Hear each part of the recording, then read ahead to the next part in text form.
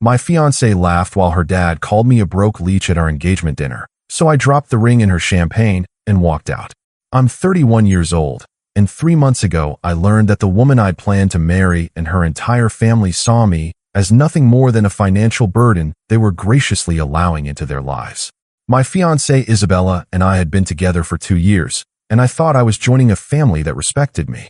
Instead, I discovered they'd been tolerating me while secretly hoping I'd prove myself worthy of their daughter's affection through financial success I'd never be able to achieve. Let me give you some background on how I ended up in this situation. I work as a paramedic for the city ambulance service, and I'm proud of what I do. The job doesn't pay spectacularly. I make about $52,000 a year, but it's meaningful work that saves lives and serves the community.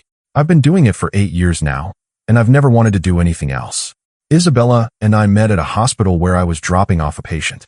She worked as a nurse in the emergency department, and we started talking during one of those quiet moments between crises. She seemed different from other women I'd dated, down to earth, caring about her patients, and genuinely interested in the work rather than just collecting a paycheck until something better came along. We started dating slowly, grabbing coffee between shifts and talking about our experiences in emergency medicine. Isabella told me she'd gotten into nursing because she wanted to help people, and she seemed to respect the work I did as a paramedic. We had similar values about service and helping others, or at least I thought we did. The first red flag should have been when Isabella started talking about her family's expectations for her future. Her father, Vincent, was a successful orthopedic surgeon who owned a private practice and several medical buildings around the city. Her mother, Claudia, came from old money and had never worked a day in her life. Isabella had grown up in a world of private schools, country clubs, and European vacations. But Isabella seemed different from her privileged background. She'd chosen nursing over medical school, claiming she wanted to be hands-on with patient care rather than dealing with the business side of medicine. She drove a modest car, lived in a reasonable apartment, and never flaunted her family's wealth. I thought she'd rejected the materialistic values of her upbringing. What I didn't realize was that Isabella was playing a role, experimenting with a more authentic lifestyle, while always knowing she had her family's wealth as a safety net. She was slumming it with the working class, but she'd never actually given up her privileged worldview. The relationship progressed naturally over 18 months. We moved in together, split expenses fairly, and talked about building a life together. Isabella seemed content with our modest lifestyle, and I started believing that she genuinely loved me for who I was rather than what I could provide financially. When I proposed last year, Isabella said yes enthusiastically. I'd saved for 6 months to buy her a ring I could afford. Not the massive diamond her family's wealth could have purchased, but a beautiful stone that represented my commitment and love. She seemed genuinely happy with it and posted pictures on social media showing off her engagement with what appeared to be authentic joy. The problem started when we began planning the wedding and Isabella's family became more involved in our relationship. Vincent and Claudia had been polite but distant during the time Isabella and I were dating. They'd invited me to a few family dinners and holiday gatherings, but I'd always felt like an outsider being evaluated rather than welcomed. As wedding planning progressed, their true feelings became more apparent. Vincent would make comments about how expensive weddings were and how important it was for couples to be financially prepared for marriage. Claudia would mention friends whose daughters had married successful doctors, lawyers, and business owners, always emphasizing their impressive careers and financial achievements. Isabella started changing too. She began making comments about how we'd need to upgrade our lifestyle after marriage, talking about buying a house in an expensive neighborhood and planning vacations we couldn't afford on my salary. When I pointed out that these things were beyond our budget, she'd suggest that maybe I should consider other career options that paid better. "You're so good with people," she'd say. "Have you ever thought about sales? Or maybe going back to school for something in healthcare administration? You could make so much more money." These conversations made me uncomfortable because they suggested that Isabella wasn't actually content with our life together. She was tolerating our modest lifestyle while waiting for me to transform into someone who could provide the affluence she'd grown up with. The engagement dinner was supposed to be a celebration hosted by Vincent and Claudia at their country club. They'd invited family members, close friends, and several of Vincent's medical colleagues, about 30 people total. I'd been nervous about the event because I knew I'd be surrounded by people from Isabella's social circle, but I thought it would be an opportunity to bond with her family and feel more accepted. I should have known better when Vincent insisted on giving a speech during dinner.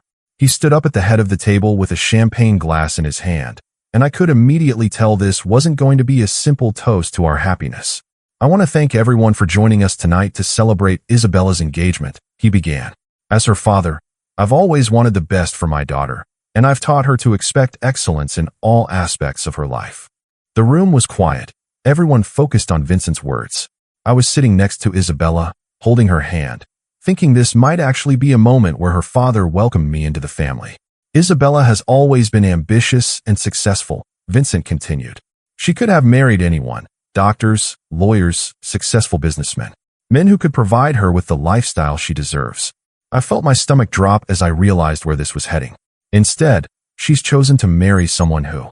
Vincent paused, looking directly at me with an expression that wasn't quite hostile, but wasn't friendly either. "Someone who represents different values."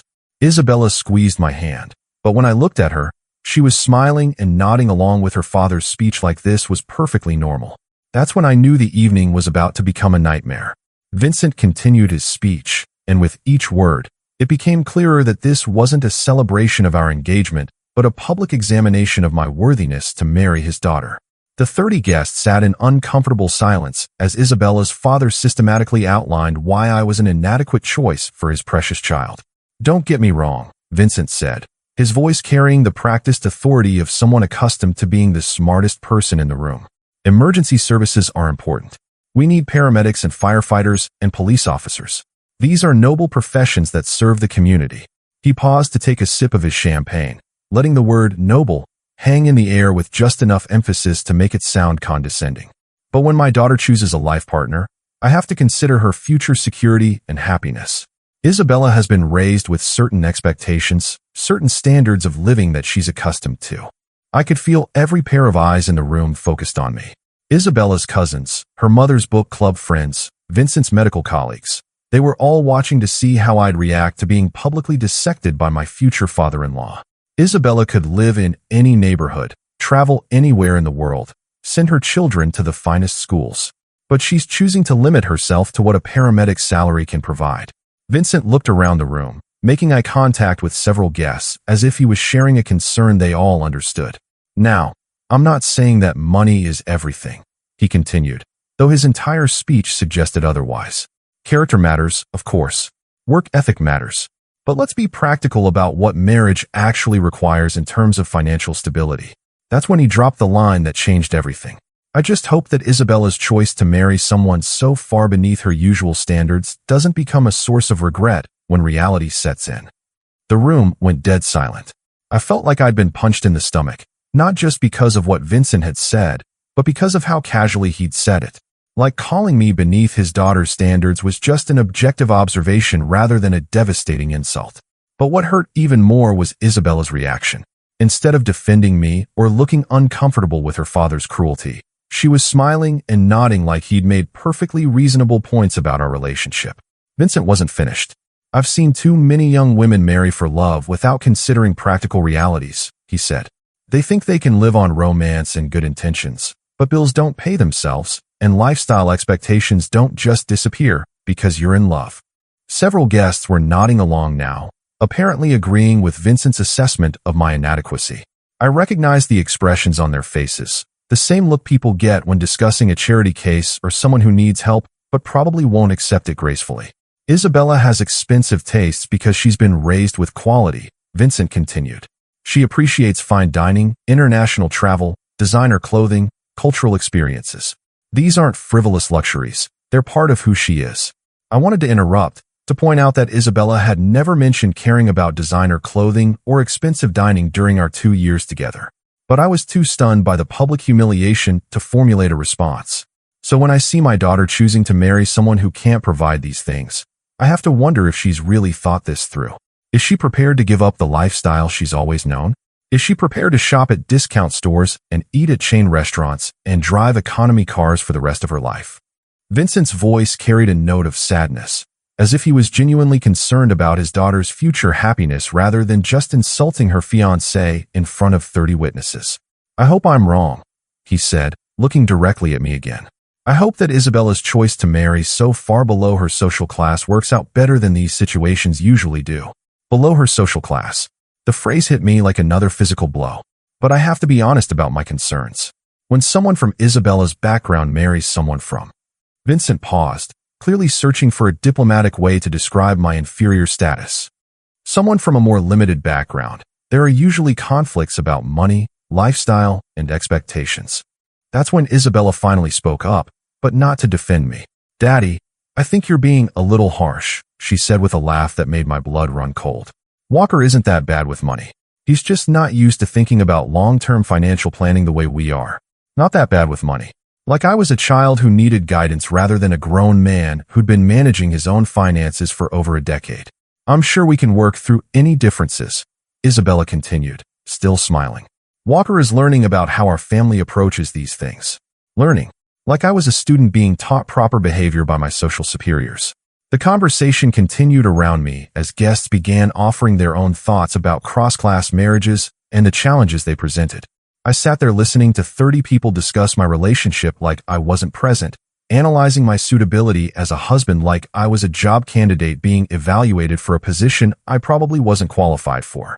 Isabella participated enthusiastically in these discussions, agreeing with points about the importance of financial compatibility and nodding when people mentioned successful marriages between partners from similar backgrounds. She never once defended my character, my career, or my worthiness as her partner. That's when I realized that Isabella hadn't just tolerated her father's speech, she'd agreed with it. She saw me exactly the way he did, as someone beneath her standards who she was graciously allowing into her life despite my obvious inadequacies. I looked around the room at 30 people who'd spent the evening discussing my inferiority while I sat there like a specimen in a jar.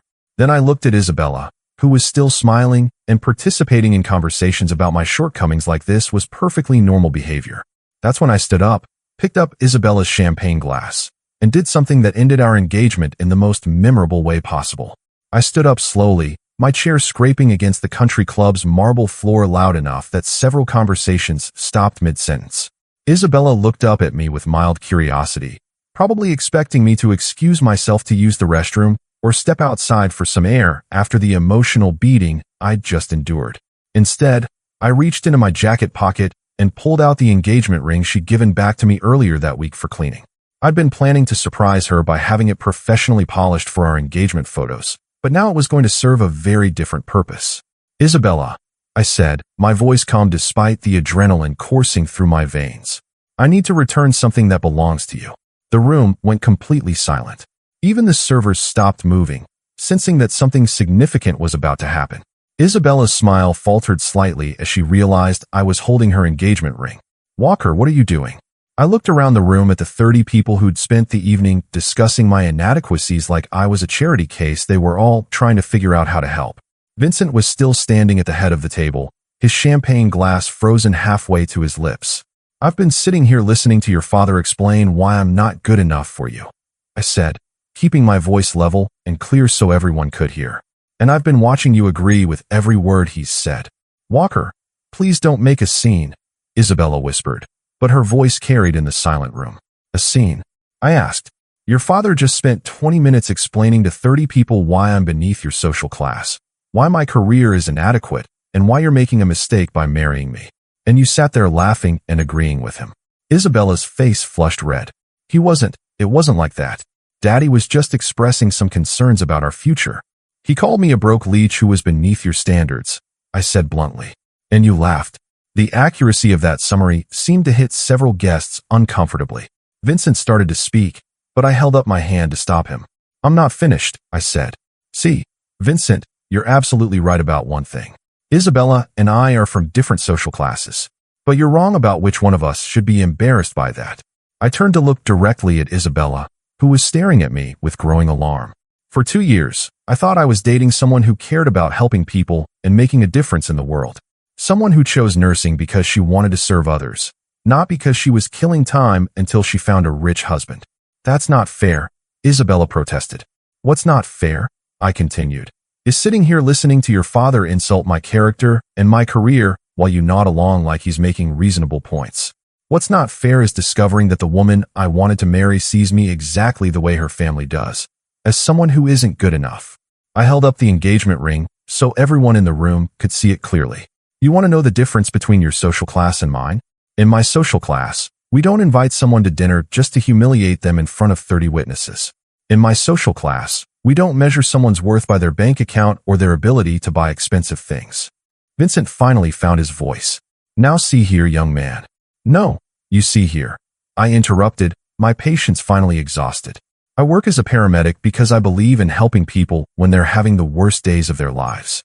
I've saved lives, comforted families, and made a difference in my community every single day for 8 years. I looked around the room at the faces staring back at me, some uncomfortable, some curious, some openly hostile. I make $52,000 a year, which apparently makes me a broke leech in your social circle. But you know what? I've never once in my life invited someone to my home just to insult them. I've never measured someone's worth by their ability to shop at expensive stores or eat at fancy restaurants. Isabella was crying now, but I could tell they were tears of embarrassment rather than sadness. Walker, please, she said. Let's talk about this privately. No, I said firmly. Your father made sure this conversation happened publicly, so my response is going to be public too. I walked over to Isabella's place setting, where her champagne glass sat half full beside her dinner plate. You want someone who can provide you with the lifestyle you're accustomed to, I said. Someone from your social class who understands your family's values and can give you the material things you apparently need to be happy. I held the engagement ring directly over her champagne glass. Well, Isabella, you're free to find that person. Because I'm not going to spend the rest of my life trying to prove I'm worthy of someone who fundamentally doesn't respect what I do or who I am. Isabella reached out toward the ring. Walker, don't.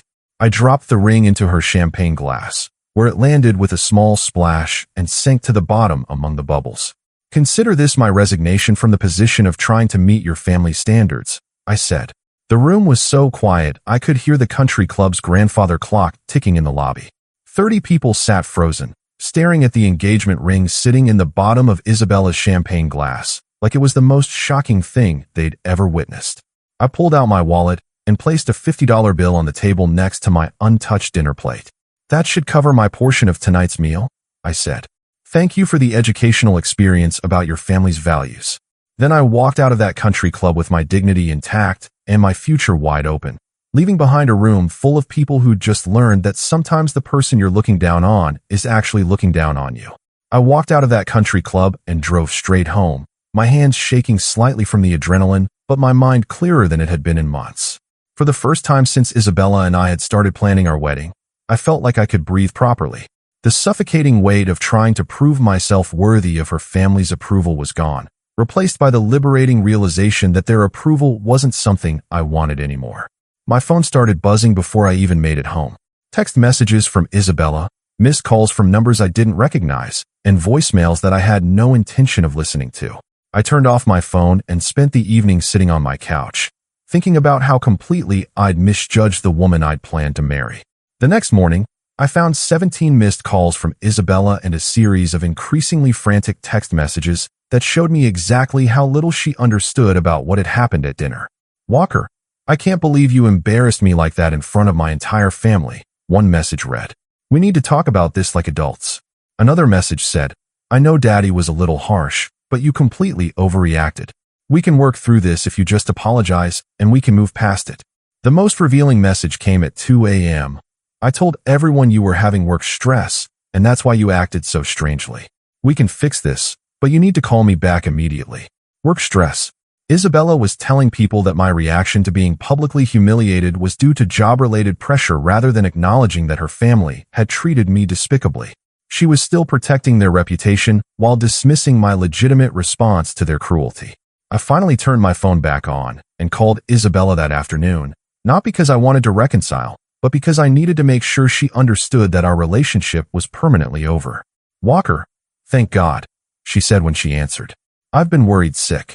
Where have you been? I've been thinking about what happened last night, I said calmly.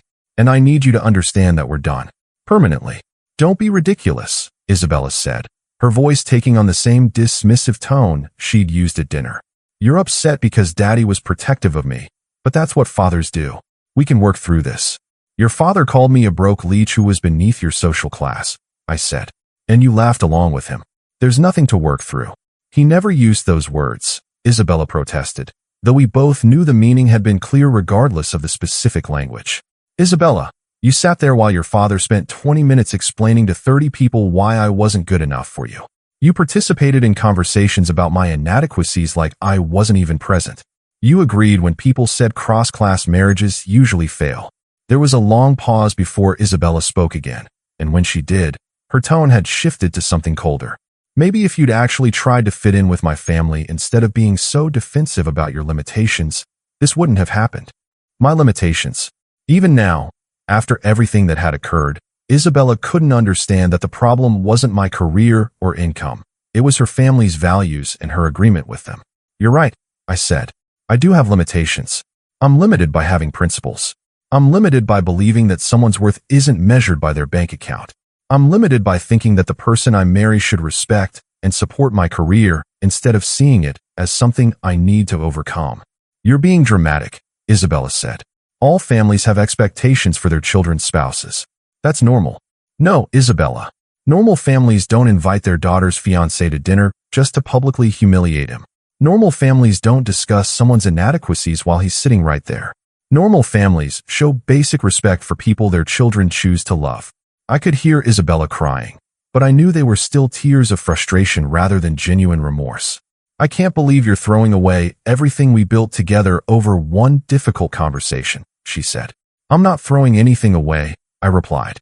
I'm acknowledging that what I thought we'd built together never actually existed. You've been tolerating our relationship while waiting for me to become someone else. Someone wealthier, someone from your social class, someone your family could approve of. The conversation continued for another few minutes, but it was clear that Isabella couldn't understand why her family's behavior had been unacceptable. In her world, evaluating someone's financial worthiness was normal and reasonable. The idea that I might have value beyond my earning potential was genuinely foreign to her. 3 weeks later, I heard through mutual friends that Isabella had started dating a cardiologist from her father's hospital. According to the reports, Vincent and Claudia were thrilled with her new choice, and the relationship was moving quickly toward engagement. I felt nothing but relief when I heard this news. Isabella had found someone from her social class who could provide the lifestyle she wanted, and I'd avoided spending my life trying to earn the approval of people whose values I fundamentally disagreed with. The engagement ring, according to one friend who'd been at the country club that night, had been professionally cleaned and was now adorning Isabella's finger again, courtesy of her new cardiologist boyfriend. Apparently, the dramatic gesture of dropping it in her champagne had become a funny story they told at dinner parties about her crazy ex-fiancé who couldn't handle her family's success. I didn't mind being the villain in their story. I'd rather be seen as crazy by people who measured worth by wealth than be accepted by people who had no respect for the work I did or the values I lived by. 6 months later, I'm dating someone who understands that saving lives is more valuable than saving money, and she's never once suggested that I need to change careers to be worthy of her love. Some people are worth changing for. Others are worth walking away from, even if it means dropping an engagement ring in a champagne glass to make your point clear. The choice, it turns out, is always yours to make.